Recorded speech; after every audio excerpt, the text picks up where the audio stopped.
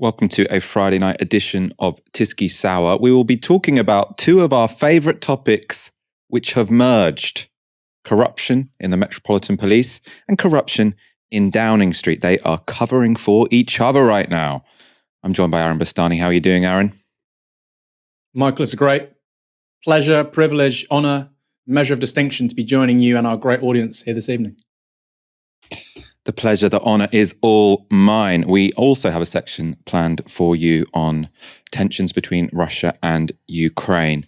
Lots of incredibly interesting information for you there. You know the score. We do want to hear your comments and your questions. You can tweet them on the hashtag TiskySour or put them in the comments. All week, we've been counting down to the release of the much-awaited Sue Gray report into Downing Street parties. That report has now been spiked. The Met Police, who originally refused to investigate parties at Downing Street, have now decided their investigation is so important and so sensitive that no one else should be able to publish information relevant to it. The Met released a statement this morning about the request they'd made to Sue Gray. In their statement, they said, "For the events the Met is investigating, we asked for minimal reference to be made in the Cabinet Office report. We did not ask for any limitations on other events in the report or for the report to be delayed, but we have had ongoing contact with the Cabinet Office, including on the content of the report, to avoid any prejudice to our investigation." Sue Gray is understood to have agreed to those requests, which means that if she does publish a report, it will be stripped of the information on the most egregious rule breaches that took place in Downing Street. To find out about those, we will have to wait for the police investigation. Boris Johnson will hope any delay could help him out, but for those who value accountability, this move could be even worse.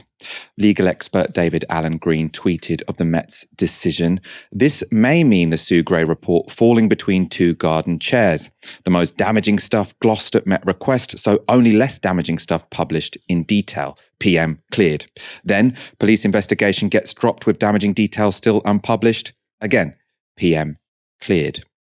That last point is very significant, I think. Not only does the Met's request mean that serious charges won't feature in Gray's report, but moreover, if that investigation, that police investigation is later dropped, that information might never see the light of day. It's certainly all very convenient for Boris Johnson, and the legal grounds for the move have also raised eyebrows. Barrister Adam Wagner tweeted in response to the decision, "I am not a criminal lawyer, so perhaps I am missing something. How would a factual civil service report about events the police is investigating prejudice their investigation? It is absolutely normal for concerns to be raised about prejudice to a criminal trial. That is due to a concern that the jury will be influenced by press coverage and not be sufficiently objective. So we have special rules about jury trials and press coverage.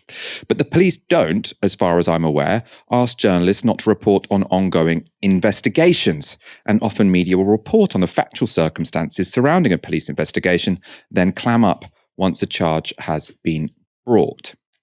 The point Adam Wagner makes there seems right. We worry about prejudicing juries because they can be influenced by press statements about innocence or guilt.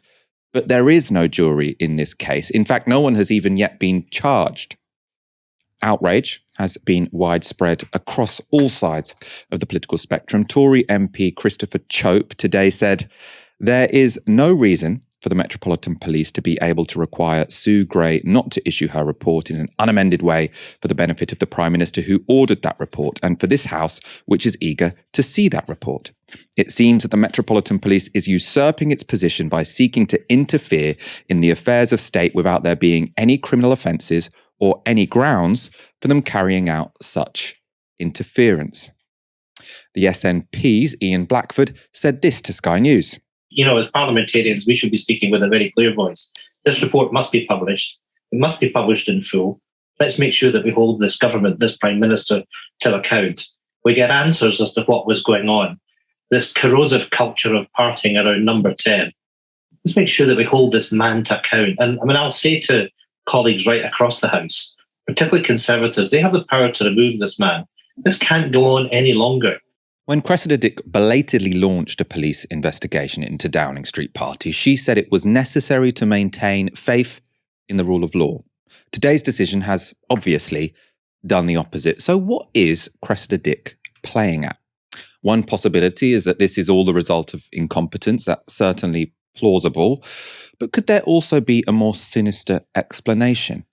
Back in December, when the Met refused to investigate Downing Street parties following revelations in the leaked Allegra Stratton video, Jason Groves from the Daily Mail tweeted, "One Tory insider comments, I see Cressida is returning the favour for not being sacked." So the suggestion there, in that case, Groves was referring to the calls for Dick to resign following the murder of Sarah Everard by a police officer with the Met, a police officer who was with the Met. Amid public outcry, Johnson backed her to the hilt and Dick kept her job. Is that expenditure of political capital by Boris Johnson to save Dick now paying dividends? Aaron, what do you think is going on here? Is this incompetence by the Met? Is this Cressida Dick paying Boris Johnson back a favour? What's going on here? Well, it's certainly easy to see how it's a conspiracy. It's certainly easy to see that, isn't it? And it's certainly easy to insinuate it at the very least. There are obviously very high incentives for Cressida Dick to let Boris Johnson off the hook here and, like you say, return the favour. Equally, it could be incompetence. And often with these kinds of conspiracies, because a conspiracy doesn't need to be an organised conspiracy where 20 people get in a room and say, we're going to do this. What can happen is that people find their mutual interests are served by behaving in certain ways. And so, somebody might get leaned on. They might be told, look, actually, if you do launch a police investigation and actually we can mollify and nullify some of the worst aspects of the Sue Gray report, maybe that wouldn't be so bad. What do you think? Okay. I mean, I can do that. It's not beyond the realm of possibility. I'm not compromising myself through taking money from somebody. It's an explicable course of action. So often these kinds of stories act at the interface of conspiracy and ineptitude. Of course, with politics and with public service and with the police, you can never write off ineptitude and incompetence. But I think that's really being very kind at this point. I think with Cressida Dick, she has been given so much leeway in such a remarkable manner. She has been permitted to stay in post repeatedly, despite clearly being incapable of doing her job. And I think if it was any other industry, quote unquote industry, I think she would have been gone a long time ago. So I think it's quite reasonable to infer that something very untoward is happening here. I don't think that's, David Icke territory. I think that's quite normal. And as a result, I think many, many people will be thinking and saying it, not just in the public sphere, not just journalists or Gary Neville on Twitter. I think plenty of normal people will be calling into question the integrity of the Metropolitan Police Service, not for the first time.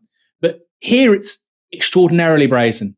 And like you say, it's coupled with political power in a way that we've not really seen before. And what I find most remarkable about this, because there is a sequence of events where you say it's somewhat. I was going to try and be generous, but it's actually really, really, really difficult to rationalize. The police initially said we don't have enough evidence to investigate rule breaches in Downing Street. Then it was when Sue Gray showed them evidence, which, we already had quite a lot of evidence available publicly, that they said, okay, now we will investigate this. They then initially said that shouldn't affect the publication of the report in full. It was only this morning that they've suddenly done a dramatic U-turn and they said, oh no, actually, Sue Gray can't publish her investigations into the events that we are investigating, which are obviously the most egregious ones because they're the ones that potentially broke the law. And what they haven't done is justified why. They've said it could prejudice their investigation. But you'd have thought if you're going to release a statement that says, for one, it's a U-turn, if you're going to U-turn to that level, you kind of need to explain it. And also, if you're going to make a decision which is this politically consequential, you should probably explain it. Yet the Met Police still haven't said how this could prejudice their investigation. So it's really difficult to have anything other than a completely cynical approach, a cynical interpretation of what has gone on. That, to me, should just be the bare minimum of any remotely accountable organization. If you make a consequential decision, especially if that reverses the decision you made 3 days earlier, you should tell us why. I mean, it is. And they have 70 press officers. Sorry, I was going to say, Michael, they have 70 press officers, right? When it comes to the air war and telling us who is responsible for a crime and how they're on top of things and how the police, the sunshine comes out of their backsides, they're on top of that as a media operation. So the idea they don't have the resources or the know-how to communicate this clearly at the most important possible time, I like you say, I find that very strange. And if they'd done this a week ago, again, you can maybe explain it away. And look, Sue Gray's report was meant to come out 2 days ago. Then yesterday, have they been pressing back and saying, hold back? We're considering our kind of options here. Again, we should probably know about that. And look, this may be a strange thing to say. These aren't ultimately massive crimes. We're not talking about somebody being murdered. We're not talking about violent crime. We're not talking about armed robbery. We're talking about things which politically have immense weight, but legally less so. Less so. Clearly, politically, they've created a storm, rightly. But we're not talking about people going to prison for 20 years. So, again, this excuse that they're coming out with, for me, but it's easy for me to say this, Michael, and this is where it get interesting. I'm a socialist. I'm very skeptical of police power. I've seen the police up close and personal for 10, 15 years, and I don't trust a word that comes out of their mouths. But I do wonder the extent to which, somebody who's never previously been critical of the police defers to them by nature. Surely they think something strange is going on here. Surely. Or, that's one option, or they are the most incompetent organisation in Britain, including the Labour Party. Very hard thing to do. So, one of those two options, whichever you choose to decide is the facts here, I think they come out very, very poorly, and particularly Cressida Dick. I mean, my God, what the hell has this woman got on people? Normally, when organisations like the Met, and we have to remember, the top of the Met, the leadership has had to resign time after time after time after time because of these kinds of scandals. And Cressida Dick, she's golden. She should have been sacked or resigned half a dozen times by now, and she's still there. So, of course, I think you're right, Michael. It's the reasonable position to be cynical about the motivations at play. And I think even if they do come up with a good explanation, so they say this is why it would prejudice the case. I saw on Twitter one explanation which at least was coherent. It wasn't obviously ridiculous. And they were saying by prejudice, they don't necessarily mean prejudice the people who are making a decision about whether or not any law has been broken. But what it might do is if the police are planning to interview someone and they've already read the Sue Gray report, then they could maybe, shape their answers in that interview based on what they've read in the report. So it's giving people prior warning of someone else's conclusions, which they can then feed into their answers to the Metropolitan Police. So a bit, I suppose, in a strange way, a bit like when you get witnesses to when witnesses huddle together before they speak to the police. Obviously, they've had lots of chances to huddle in Downing Street anyway. But the reason why that doesn't stack up to me in this case is because, one, it seems fairly weak. That doesn't seem like that should be a red line. That would be such a serious prejudice to the case that we can't possibly allow Sue Gray to release her report. So it doesn't seem that serious. But also, the whole justification for this police investigation, as was explained by Cressida Dick just earlier this week, wasn't that this was a serious breach of the law and it's the police's job to uphold the law, so they're just doing their job upholding the law. No, she gave us an actual political justification for opening this investigation. And I think it was a correct one, right? So she said, we're opening this investigation even though we don't normally investigate past breaches of COVID rules when all the punishment would be a fixed penalty notice, so a fine. But this situation is different because the legitimacy of the law is in question, because it was the people who wrote the laws who are suspected to have broken them in this case. So she's given a political reason for starting the investigation. Then by Friday, they've made a decision which completely undermines that whole justification for launching it in the first place, because this has damaged the legitimacy of the rule of law more than if they just, sat at home all week, right? And it just makes no sense, Aaron. I'm trying. You know what I'm like? I normally try and be fair to people I disagree with. So I'm normally trying to say, oh, no, this must make sense on one level. And I'm really trying today, and I just can't do it. Yeah, it's a tough one, isn't it? It's look, are we so fatigued from these kinds of stories that we sort of can't make sense of them anymore? Because it does genuinely feel like 10 to 15 years ago, the leadership of the Metropolitan Police Service could not get away with something like this. And it's unclear to me, and we'll talk about this later on a different topic on the show, whether the culture of Boris Johnson and the Conservatives that they're setting, is that now all pervasive through our institutions in this country. I don't buy that argument. People like James O'Brien would make it. But I think there clearly is something to the argument, which is these people, Boris Johnson, by the way, unless the Conservative Party MPs in Parliament want him to go, is going nowhere. He's going nowhere. Doesn't matter what journalists do. Doesn't matter what the polls say. We don't have a separation of powers. All power in this country is in Parliament, parliamentary sovereignty. And the biggest party in Parliament decides who governs and who the PM is. And if they don't want to get rid of Boris Johnson, he ain't going nowhere. And that sense of impunity, which is just so obvious and it's brazen, I feel like Cressida Dick's kind of embodying it too. But it's like, hold on, Cressida Dick. You're the head of the Met. You aren't the Prime Minister. You aren't kind of, you don't have the good fortune of having that kind of authority as a result of effectively a feudal relic from the 19th century. That you're meant to be the head of a modern police service. My God. So what does it take for Cressida Dick to go? We know the reasons as to why there's not a formal mechanism by which Boris Johnson can go unless his own MPs want him to. What about Cressida Dick? What does this person have to do to go? It's an extraordinary, question to ask, and I don't know the answer. We're going to look in depth at the Met Police and Cressida Dick's record in one moment. First of all, I just want us to, I suppose, pause on what you think the political consequences might be here. There's sort of two sort of interpretations going around on social media and from sort of Britain's political journalists. So the one is to say this is going to be helpful to Boris Johnson because it's neutered the Sue Gray report. It's going to give him a chance to sort of try and recover his reputation. Basically, everything's been kicked into the long grass, which is something that politicians normally prefer. The other interpretation is that this is just delaying the inevitable and it's dragging out the pain for the Conservative Party. Boris Johnson is going to, because of this delay, remain Prime Minister for weeks and months. His reputation is going to become ever more, inextricable from the reputation of the Conservative Party. And by delaying the inevitable, as I've said, is ultimately going to benefit Labour and be of detriment to whoever replaces Johnson as Prime Minister. I mean, my response to that, Michael, would be, look, calling these things now is just pointless. You go back to May, Keir Starmer looked like he was in his last legs in terms of being Labour leader.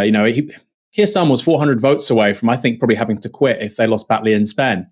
So things move very quickly. I don't think it suits Labour that Boris Johnson stays there necessarily. I think I agree with John McTernan on this. I saw him tweet this a few weeks ago. Best thing for Labour is that Boris Johnson goes now. The sooner the better. Because ultimately, I think the runners and riders coming in behind him, Liz Truss, Rishi Sunak, and so on, they don't want to head into the May elections. They want that behind them. Ideally for them, he would go in the summer, health reasons, family, whatever. And then they have a new leader ahead of their conference in the autumn, certainly before the end of the year. So the idea that him staying helps Labour, I don't know. I mean, I think most people would want him to stay till May anyway.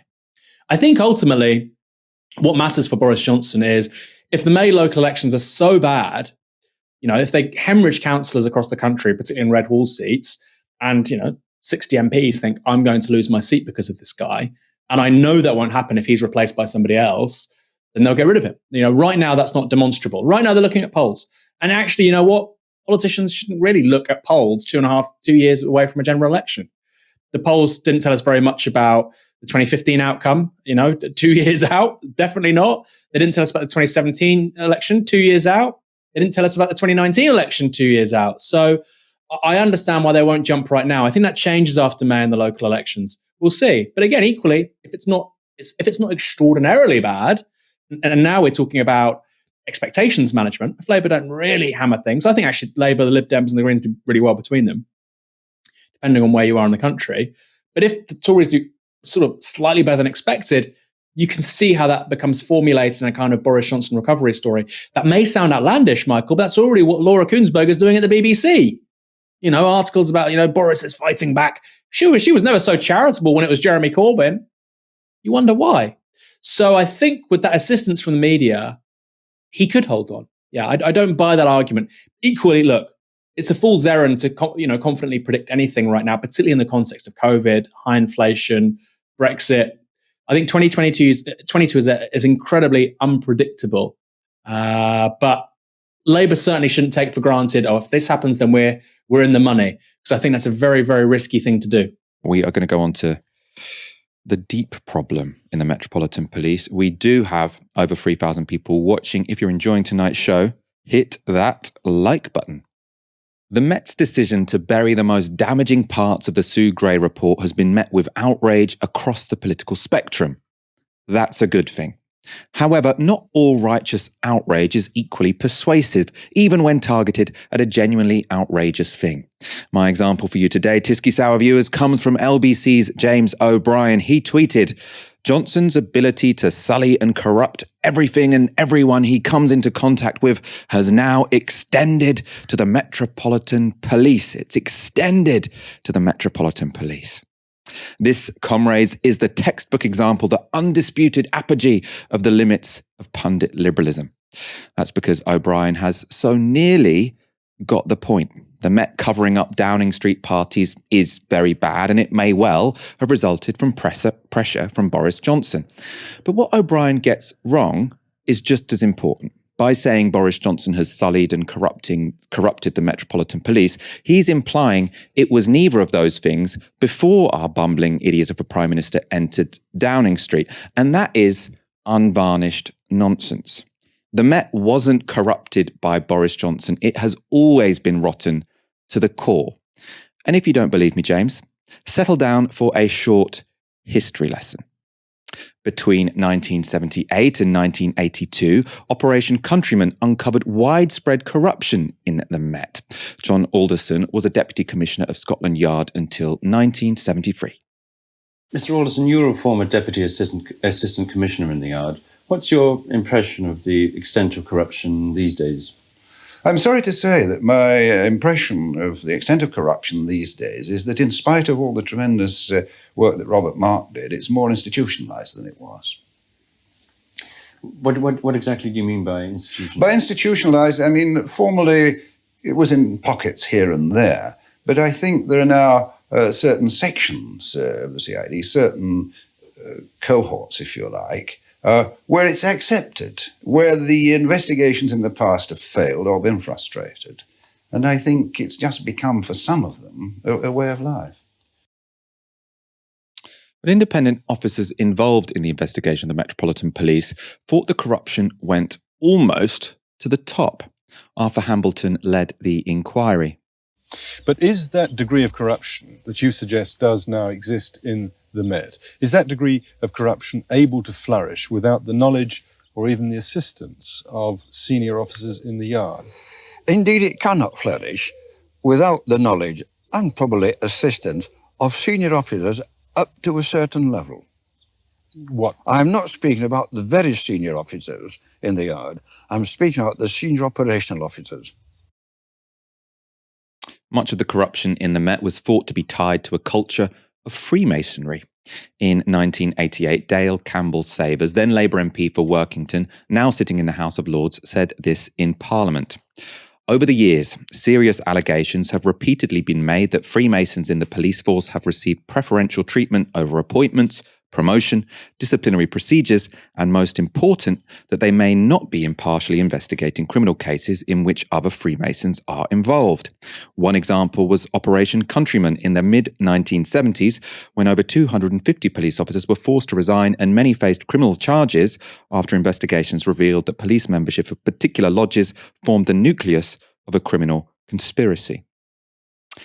And it gets worse. Met top brass and the Department of Public Prosecutions were thought to have repeatedly obstructed Operation Countryman. Ultimately, only 2 police officers were convicted. Then there is the case of Daniel Morgan, a private investigator who was murdered with an axe in a pub car park in 1987.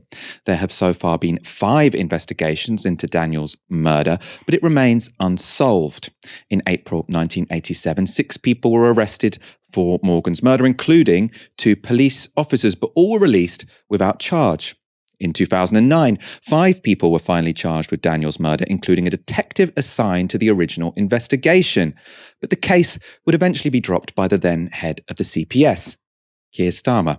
10 years later, in 2021, 34 years after Daniel's murder, and after repeated interference from both Priti Patel and the Met, the findings of an independent inquiry into the case were published. We believe that concealing or denying failings for the sake of an organisation's public image is dishonesty on the part of the organisation for reputational benefit. This constitutes a form of institutional corruption. Met Commissioner Dick came in for personal criticism for obstructing the report, but her Assistant Commissioner stayed loyal. Should she resign? No. The Commissioner has been absolutely clear. We must do all we can to support the panel. We must give them as much access as we reasonably can to all of the information they require. Yet Dame Cressida Dick's initial refusal to grant the panel access to the police internal data system and the most sensitive information. Well, there's always a balance to be struck, and this is the burden that senior leaders have. We have a duty, of course, to protect the identity of witnesses, of informants, of police undercover officers. Nothing to see here, Governor. Corruption is, of course, not the only cancer running through the Met. In 1993, 18-year-old Stephen Lawrence was murdered by 5 racists while he waited for a bus. But the investigation was not taken seriously. The suspects, who had a known record of racially motivated knife attacks, were not arrested for 2 weeks after the Met had identified them. And then the charges against them were dropped by the Crown Prosecution Service due to lack of evidence. This is Stephen's mother, Doreen. I just thought to myself, well, somebody's been murdered, they're going to go out and look for his killers. But as the days pass, then you realise that it's a completely different thing, that Stephen was a black boy and the interest was not there. It would take nearly 20 years for 2 of the 5 suspects, Gary Dobson and David Norris, to be convicted. And in 1999, the Macpherson report concluded that the investigation of Stephen Lawrence's murder was botched, not just because the individual officers involved had racist attitudes, but because the Met as a whole was institutionally racist. 20 years later, Cressida Dick thinks it's all water under the bridge. So you accept that there are individual racists or cases of racism, but what you deny is institutional racism, the idea that there is structural racism in the force and in the way you police. And that is at odds with what every other organisation in the world, it seems, has done since George Floyd, which is to look at itself and say, yes, we've got problems. Why are you going in the other way? You seem to be in denial. So we have zero tolerance of racist behaviour within the Met. Just last week, somebody was sacked for racist conduct. And everybody knows that that is the case. We embraced, if you like, the challenge that was set to us 20 years ago by Sir William Macpherson in the Stephen Lawrence inquiry, in which he came up with a definition of institutional racism.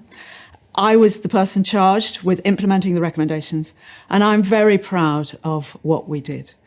I think we've come a very, very, very long way. And yet, only a year after this interview, 2 police officers were jailed for dehumanising 2 black murder victims. In June 2020, sisters Nicole Smallman and Bieber Henry were murdered in a London park. The 2 police officers assigned to guard their bodies photographed them and passed the pictures to a group of 41 colleagues, labelling them dead birds. Their mother, Mina Smallman, spoke to one James O'Brien in 2021. When you get a sense of how prevalent this isn't a one-off. I object to it being said this is one rotten apple. This is not. This behaviour is not uncommon. It's commonplace. You have to wonder how carefully James O'Brien was listening. As well as its attitude to race, the case of Smallman and Henry also shone a light on misogyny in the Met. We had another chilling reminder of that in 2021. That was when Sarah Everard was murdered by Wayne Couzens, a serving Met police officer.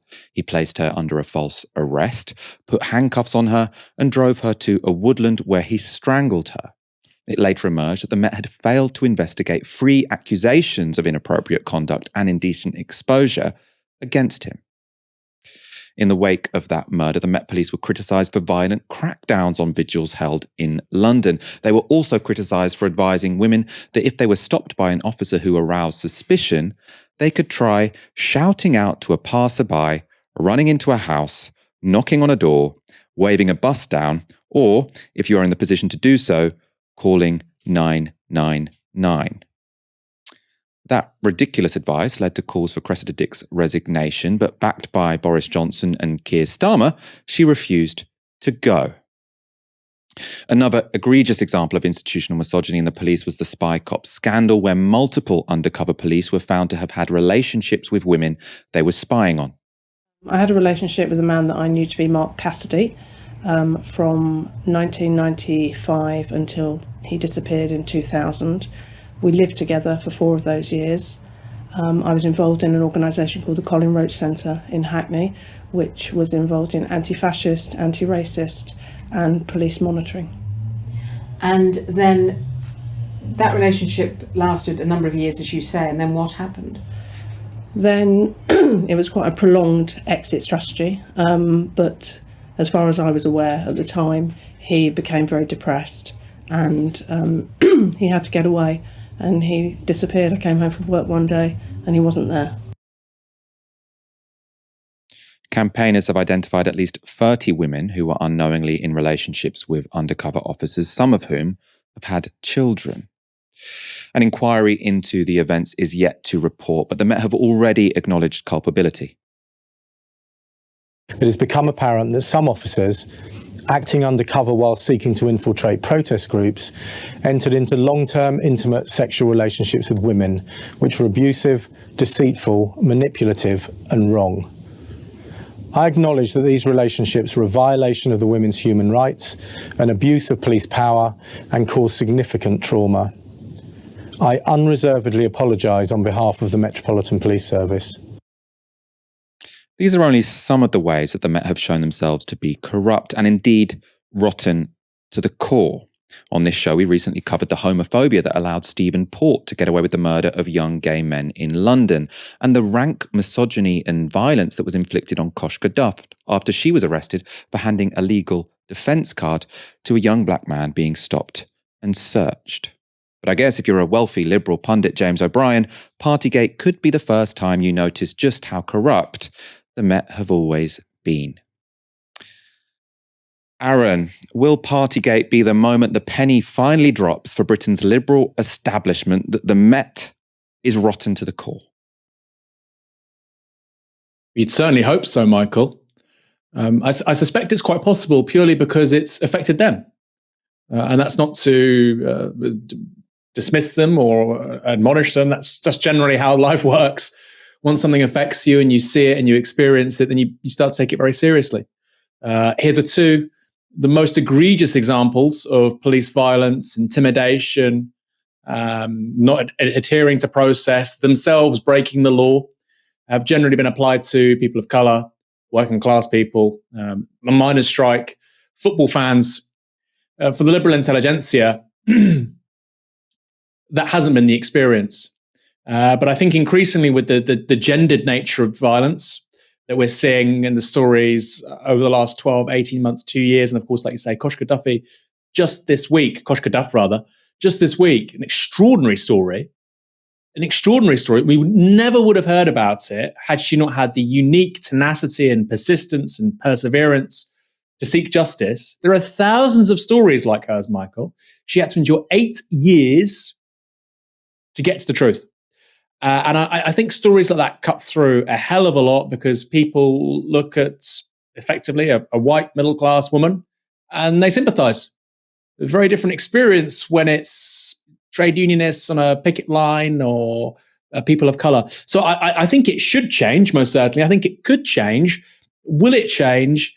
I think yes. I mean, there are people, I think, Michael, if my timeline is anything to go by, who I would sort of see as kind of like classically centrist Twitter accounts and influencers and authors and writers.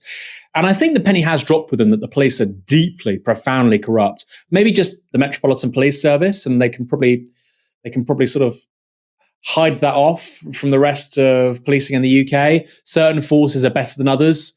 purely by virtue of the kinds of places they police. I'm from Dorset. The challenges of policing in Dorset are very different to the West Midlands, South Yorkshire, the Met. So you have, I think, a range of problems with the police. I think racialized policing is clearly going to be a bigger problem when you have larger minority communities, like with the Met, like with West Midlands, Greater Manchester Police, and so on. So I think that would be my major concern is, yes, I think people are going to view the police as corrupt. I think they're going to begin to talk about structural challenges rather than a few bad apples. The question is, how universal is that? Is that limited to the Met? I think the Met has major problems. I really do, Michael. I think the Metropolitan Police Service is now becoming shorthand for institutional dysfunction in this country, really. And that, I think, is being articulated by opinion makers and influencers who never would have dreamed of saying that 5-10 years ago. It's very new, and it should be welcomed. But of course, how far does that critique go? And that's the interesting question, because it's not going to be resolved by Cressida Dick going and getting somebody else in. We saw that repeatedly over the last 20 years with the Metropolitan Police Service. I think there needs to be a fundamental rethinking, particularly around public order policing, and then the other issues around race and gendered violence. But look, I mean, I've actually been at the kind of the cutting edge of this myself, Michael. I remember in 2011, a friend of mine, he was arrested by the police. He'd done nothing wrong. I tried to pull him away. I got arrested for obstruction. And these police, 4 or 5 of them, were willing to lie under oath.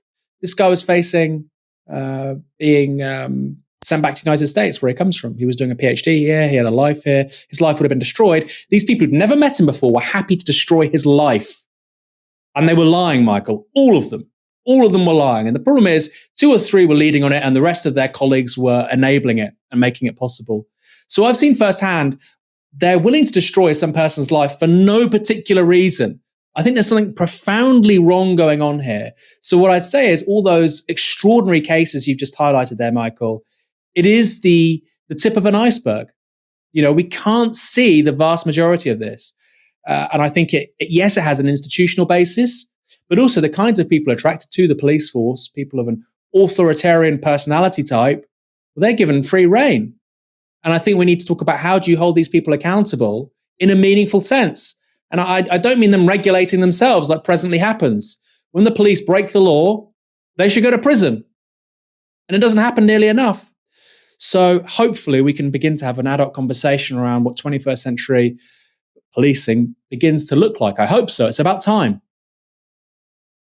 I suppose on that, I agree. It does seem to be the case that there is a tendency for people with authoritarian personalities to join the police. I think it's also important to say, critiques of the Metropolitan Police doesn't necessarily suggest that anyone who goes to work for the Metropolitan Police is a bad person. I'm sure lots of people who join the force do so because they're trying to make it better. Although with the people at the top who are at the top, that does seem like it's going to be a bit of a challenge. I think the tip of the iceberg point you make is super important because, I realize it's difficult to emphasize quite how much all of the examples of sort of police failures and police corruption that we went through in this section is down to the relentless hard work and bravery of the people who were at the sharp end of that corruption or the sharp end of those failures, because none of those things would have come to light. You wouldn't have heard a single apology from the police for any of those cases if there hadn't been people working for years and years and years, constantly being rebuffed by the police and having to devote a large proportion of their life to get the police to admit what clearly happened. Doreen Lawrence campaigned for decades. Kosh Gadaf, who we had on the show this week, as Aaron said, campaigned for years. Mina Smallman has been incredible, sort of going out, speaking to the media, constantly putting pressure on the police because of the way that they treated her murdered daughters. These would all have just been brushed under the carpet were it not for the bravery of those people. The spy cops, obviously, another example where the people have campaigned so bravely to get justice or to get the truth to come out. It still hasn't completely come out, but they've made some real progress there. The other thing I just want to bring up is, I think something which this incident today highlights, and something that potentially actually we don't talk enough about, and which isn't reported on enough, is how one of the huge problems here is the deep sort of incestuous relationship between the Metropolitan Police and the government of the day. Because what we have seen over the past few years, with Cressida Dick keeping her job after failing so many times, I've never seen someone fail so often and retain their position, potentially other than Boris Johnson. And she has been protected by government. Now the Metropolitan Police are protecting government. It does seem like there needs to be way more structural independence between the people who occupy Downing Street and the people who occupy Scotland Yard. I mean, the fact that they're sort of 100 metres from each other probably doesn't help. I mean, Aaron, how do you think you'd go about sort of detaching power in the police from power in the government so that they don't just seem to cover for each other in this incredibly cosy and, I think, destructive way? Well, I think the thing you're talking about there with geographical proximity, I think is a huge problem for Britain, right? You can go to 10 Downing Street, you've got police there, you've got armed guards, you go over the road, Westminster, police everywhere. You, like you say, go 2 minutes, you're down at Scotland Yard. You go, 10 minutes on the underground the other way, you've got, News Corporation offices. You go 5 minutes the other way, you've got the BBC. And these people think they can just ignore the rest of the country, which, broadly speaking, they can, as we see repeatedly. So I think clearly there needs to be a rethinking about, look, if it was up to me, I wouldn't even have our administrative capital in London. I think getting politicians and policymakers away from media power and the police and those kinds of civil society organizations pulling them in, I don't think that's healthy at all. It's a very small thing, and that's kind of orthogonal to this conversation, but I think it would help. You sort of hinted at it. I think fundamentally, Michael, it is about, I hate this word because I've said it earlier, the C word, culture. When people say culture, you know that they're not serious about a solution. But going back to what you said, good people join the police. I'm sure good people do join the police, Michael. But the problem is, go back to that story of Ashok Kumar, which I mentioned. You've got two police officers basically willing to lie, and none of their colleagues are willing to call them out. So if you've got 8 people who aren't bad people, but they don't want to stand out, they don't want to risk losing their jobs because they know that even if their colleagues get found out, then they're not going to be punished. So where's the incentives to be honest? Right? All that's going to happen is I'm going to lose credibility with my colleagues. I won't get promotion. I'll probably get bullied at work. Why should I be the good person here? So I think you have a problem, Michael, which is to say, and I don't believe in a few bad apples, but I think the problem is they do determine where that organization goes. To repeat, Ashok Kumar, people can Google this. It was a story. He got away with it, by the way, because somebody fortunately recorded it all on their phone. And then this is submitted as evidence, and the police realize, I can't lie under oath. Okay, we're gonna not proceed anymore. We're gonna drop the charges. What happens to those police officers? Nothing. So this morning you were willing to lie under oath and destroy somebody's life, but now you're not going to, and there are no consequences. Nothing happens. So there are huge costs if you're willing to stand up and criticize your colleagues, but there aren't huge costs if you're willing to lie and send innocent people down. I think when that's the case, Michael, very hard to see how the police moves forward and does its job properly. I agree with everything you've said concretely there. One thing I do want to push back on is I think what you have just explained is why you were initially correct. I think this was on last Friday's show, to say anyone who says the problem is culture is missing the point, because what you've described is not a culture, it's an incentive structure because there is no accountability. Yeah. So I think you should stick to your initial dictum, which is don't explain problems as cultural, because the reason the culture exists is because there is no accountability. If there was a structure whereby acting according to prejudice was punished, then that culture wouldn't flourish. So I think let's keep our focus on the people at the top. Let's keep our focus to the structures, because I do think if we say, the problem is cultural, that lets them off the hook. What's it called when you use someone else's? Anyway, I'm agreeing with you, Aaron, to argue against you. Let's go to a couple of comments. Stephanie Purcell with a $5. Downing Street, Met Police corruption, tax hikes, inflation, 70,000 NHS workers to be axed, DWP, 500, 500,000 in unsustainable jobs, COVID restrictions gone. When will it be enough? So you're talking about all the different things that people might turn against the Tories for. Oliver Count with a $5. The deep problem with the Met Police is that it exists. I think we sort of covered some of those points just then. I suppose that can be interpreted in two ways: police abolition, or that the Met Police is a rotten institution that needs to be replaced with something else, potentially something less close to Westminster in terms of sort of power and relationships. And Jane Hayward with a 10 says, excellent episode. I'll let you into a secret about why this is a particularly excellent episode. The Tisky team is much bigger now. We have a new researcher, Stephen Meffam. We have a new producer, Alex Noble. So before it was just me and Fox in the studio. Now there's 4 of us in the studio. You know why that's possible? It's possible because you guys give us your monthly donations. That's why we can grow the team. If you are already a subscriber, thank you so much. You are making the show better. You're seeing that process happening live. We really do appreciate it. If you aren't already a subscriber, please do go to novaramedia.com/support, and we ask for the equivalent of 1 hour's wage a month. We're going to go on to our final story for the day. Let me just organize my papers before I do that. Is Russia set to invade Ukraine? Britain and the United States have suggested it's an imminent possibility after Russia amassed more than 100,000 troops on the country's border. Of course, in many senses, Ukraine is already engaged in a military conflict with Russia and has been for 9 years. In 2014, after the Maidan uprising toppled the government of Viktor Yanukovych, Russia responded by backing separatists in the east of the country and by annexing Crimea. This map shows the state of play, which has been sustained since 2014. As you can see, the west of the country is dominated by ethnic Ukrainians and remains under the control of the government in Kiev. To the east, Russian-backed separatists control the Russian-speaking Donbass region, and Russia has annexed Crimea. It's an ongoing conflict which has so far severely destabilized Ukraine, prompted Western sanctions against Russia, and left over 13,000 people dead. But it has mostly been seen in Russia as a geopolitical success. And now, Putin wants to push any gains made further. In negotiations which followed the recent build-up of troops on the Ukrainian border, Putin made the following demands to the United States: that NATO rule out further enlargement, including by allowing Ukraine to join, that all NATO forces should leave those countries which joined the alliance after 1997, and that NATO cease all military drills in Ukraine, Eastern Europe, Caucasus states, and Central Asia. Those priorities from Russia are long-standing, and on the face of it, they appear reasonable. At the end of the Cold War, Soviet leaders received verbal assurances that NATO would not expand into the former Eastern Bloc, which Russia believed would remain neutral. But NATO broke that promise. In 1999, Poland, the Czech Republic, and Hungary, all formerly members of the Warsaw Pact, joined NATO.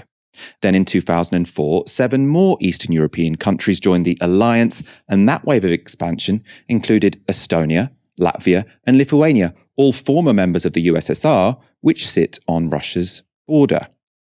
These developments have been strongly opposed by Vladimir Putin, and that such moves would upset the Russians should come as no surprise. In 1997, America's most famous Cold War diplomat, George Kennan, warned against NATO's eastern expansion, saying, "It would inflame nationalistic, anti-Western and militaristic tendencies in Russian opinion, have an adverse effect on the development of Russian democracy, restore the atmosphere of Cold War to East-West relations, and impel Russian foreign policy in directions decidedly not to our liking." Those predictions were all borne out in subsequent events, and from this perspective, any tension in Ukraine might be seen as ultimately the fault of the West. Unsurprisingly, the Americans and NATO don't see it that way. Antony Blinken is US Secretary of State. He described the principles underlying America's rejection of Putin's demands. We make clear that there are core principles that we are committed to uphold and defend, including Ukraine's sovereignty and territorial integrity, and the right of states to choose their own security arrangements and alliances. Again, without going into the specifics of the document, I can tell you that it reiterates what we said publicly for many weeks and in a sense for many years, that we will uphold the principle of NATO's open door. There is no change in the U.S. and NATO position in this document. First of all, there is no change. There will be no change. Second, we reiterate that principle. Of course, it is for NATO, not the United States unilaterally, to discuss the open door policy. These are decisions that NATO makes as an alliance, not the United States unilaterally. But from our perspective, I can't be more clear. NATO's door is open, remains open, and that is our commitment. Thank you. So the Americans are rejecting Putin's demand based on a principle that it is in any country's sovereign decision which alliances they choose to join. And if Ukraine, like Lithuania, Latvia and Estonia before them, want to join NATO, no non-NATO country should have any say in that. Again, on the face of it, it's not an entirely unreasonable position, although one might do well to remember how the US reacted when its neighbour Cuba made its own sovereign decision to host weapons from their Soviet allies, and one might also imagine how the Americans would respond if China stationed troops in Mexico. Of course, any focus solely on the interests of superpowers risks overlooking the concerns and desires of the people who would be most affected by any war. That's the Ukrainians themselves. German broadcaster DW spoke to people in the Ukrainian capital Kiev on the rising tensions. I am very worried. Things are not easy in our country at this moment. But I hope the diplomats can find an agreement and that there will be peace in Ukraine. Of course I'm worried. There are people living here and they are in danger. I think nothing will happen. It's just the usual threats from the big bandit next door.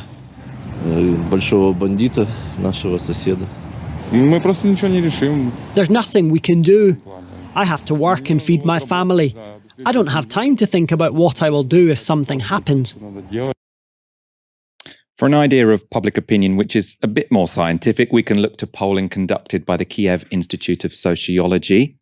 It shows that while Ukrainians once felt positive towards Russia, that reversed after the annexation of Crimea. Currently, the population is evenly divided on whether its attitude to Russia is generally good or bad.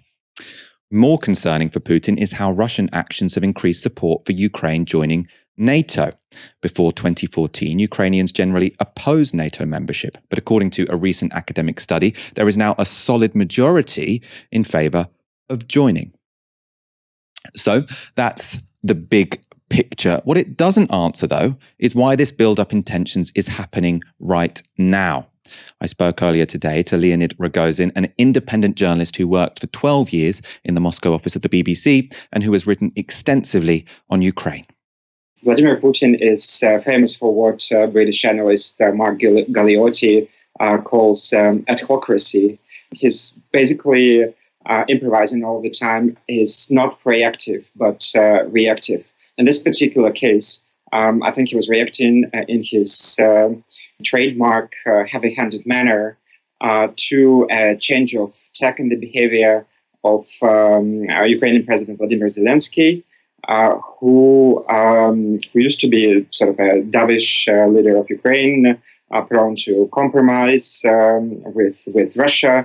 But once President Joe Biden came into office early last year, Vladimir Zelensky suddenly changed into a hawk, and he launched a clampdown on pro-Russian politicians and pro-Russian TV channels in Ukraine. He also started talking about membership action plan for Ukraine, for NATO.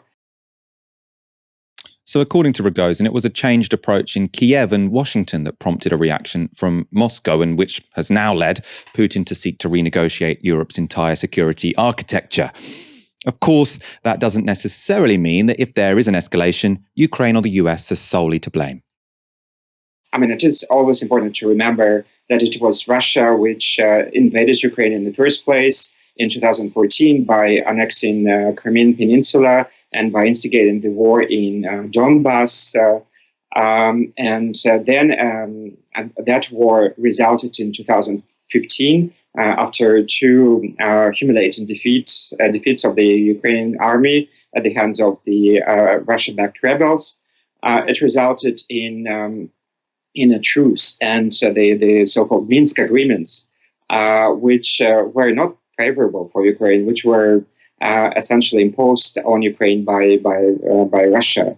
Ukraine throughout those years, since the end of the hot phase of the war, it has been trying to not so much to ditch Minsk agreements, but to alter them somehow in its favor. The Wilson Center, an American think tank, explained why Ukraine might seek to amend the Minsk Accords. They write, the Minsk agreements stipulate establishing a ceasefire and separating the opposing military forces, providing a special constitutional regime for the Donbass with requisite amending of Ukraine's constitution, and the holding of elections in the non-controlled territory, with Kiev thereafter to have control over the Russia-Ukraine border in Donbass. In this way, the Russia-backed separatists in Donbass could become a political force in Ukraine, quite likely under the control of the Kremlin, with the chance of gaining representation in parliament and eventually executive power.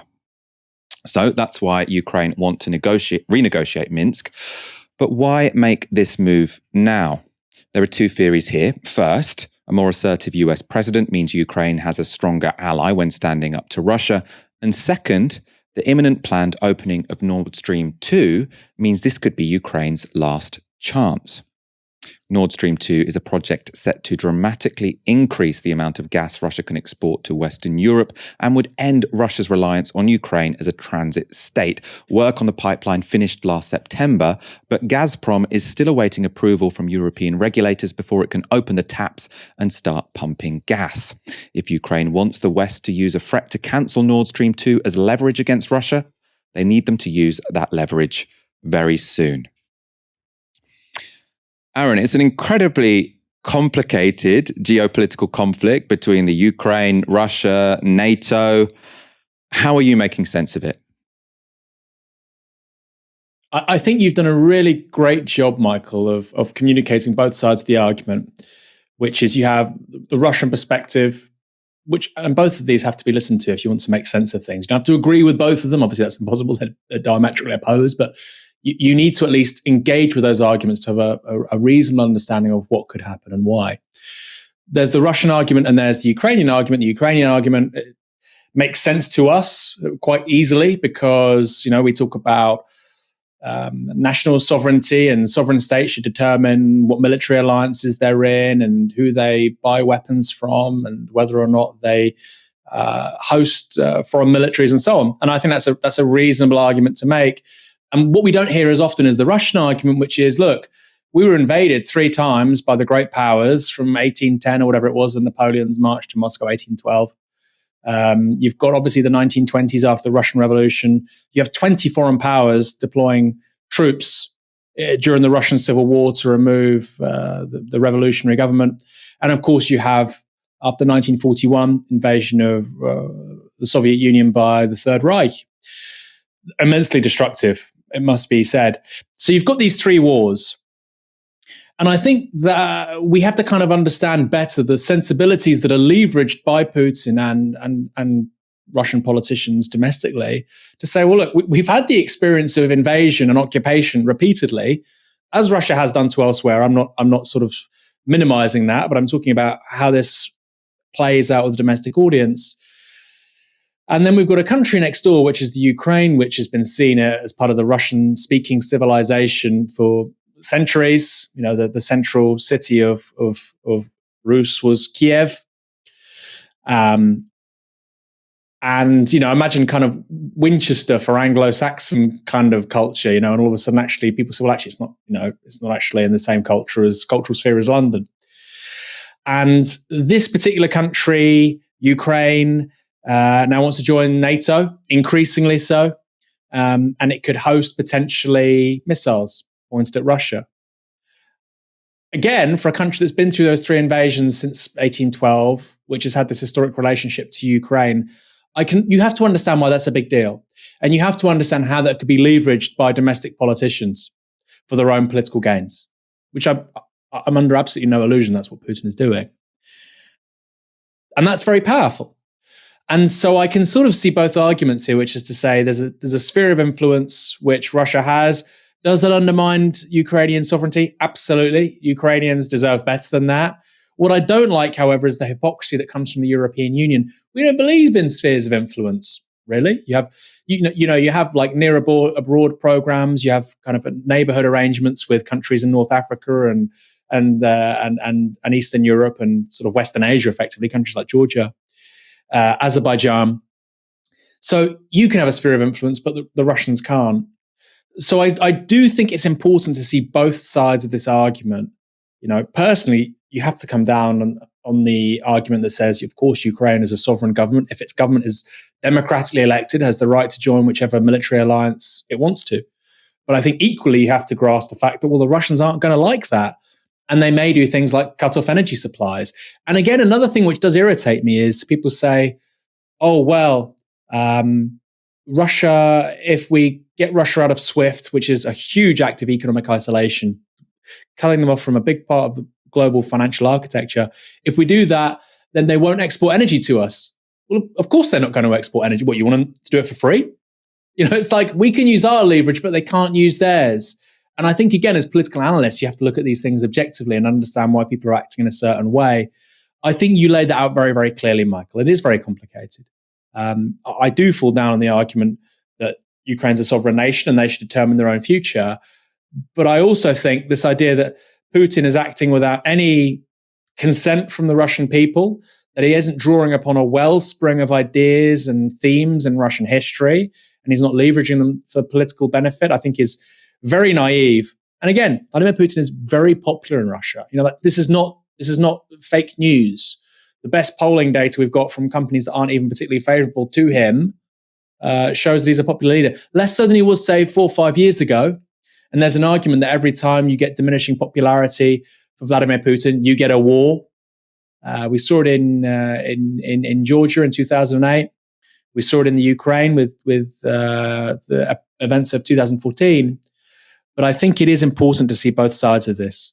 That doesn't mean you minimize sort of the ethics involved or who's right and wrong. I think you can have that. You can have a very strong idea of who's in the right and who's in the wrong.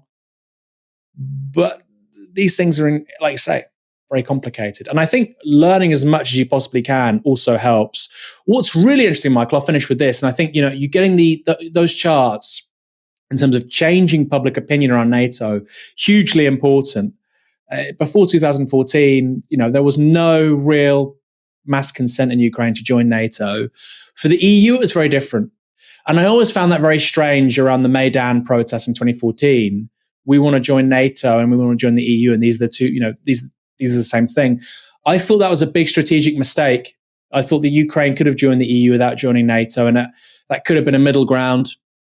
That's not happened. I think that was probably an act of overreach by policymakers in Washington to encourage that. But we are where we are. And like you say, I do buy the argument that Ukraine now is in kind of borrowed time to make this salient and to make their move, because Russia will find it a hell of a lot easier to isolate them in 18 months with regards to Nord Stream. I mean, they're also, NATO is not going to let them join NATO partly, and I think this is potentially what was part of Putin's strategy, because NATO won't accept a member which is currently in a conflict, and Ukraine is clearly currently in a conflict. So Putin did get his way in that sense. He did sort of create facts on the ground which made Ukraine joining NATO, virtually impossible at this point, but still the Americans won't rule it out. Or, there are some NATO members, for example, Germany, who would be more than happy to rule it out. I suppose one thing I just add to that, because I absolutely agree. Obviously, sovereign nations have the right to request to join any military alliance. That's what sovereignty means. But military alliances also have the right to reject those applications, right? So I think the idea that the open door policy, which is to say anyone who wants to join NATO can join NATO, the idea that that's just respecting sovereignty, I think is a little silly, because what NATO should be able to say is, look, yeah, it's perfectly legitimate that you want to join us, but sorry, we promised the former Soviet leaders that we wouldn't expand onto their borders. You're on their borders, so we're going to have to find some different relationship we can have whereby, we can still trade, we can still have some concerns for your security, but obviously you can't join our military bloc because we told those guys we wouldn't. So I think on a moral level, that'd be clearly an option. Obviously, NATO doesn't decide its members on a moral level anyway. They're not particularly interested in country sovereignty. They wanted to move right up to Russia because they wanted to contain Russia. So, Russia has every interest or every reason to feel insecure about that, even if Putin here is just as much motivated by shoring up his own popularity in Russia, which is rapidly declining over the past couple of years. So we're not going to give you an easy answer tonight on Tysky Sour, but I hope we have given you a concise introduction into what is going on in an incredibly important geopolitical conflict right now, which I have to say, a lot of bullshit is being spoken about on all sides. So I hope we have done something to clear that up and to further understanding of all of this. Let's wrap up there. Aaron, a real pleasure to be joined by you on a Friday night. Michael Walker, the people talk about realism in foreign policy and learning that tradition. You've got John Mearsheimer, George Kennan. We can add that list now. Michael Walker. Oh, I'm happy with that. I'll go with that. I think just learning about stuff is actually one of the best starting points as opposed to just applying whatever ideological framework you use. Thank you so much for your super chats and your comments tonight. We'll be back on Monday at 7 p.m. You've been watching Tysky Sour on Novara Media. Good night.